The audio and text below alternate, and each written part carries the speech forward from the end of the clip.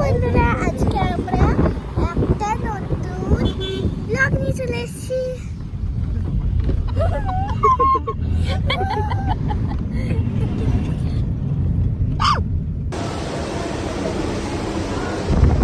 চলো এসকেলেটরে চলো।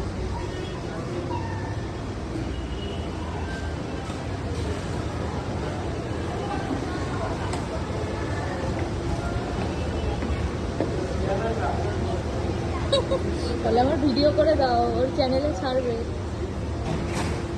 দেখে নামবে মিঠাই।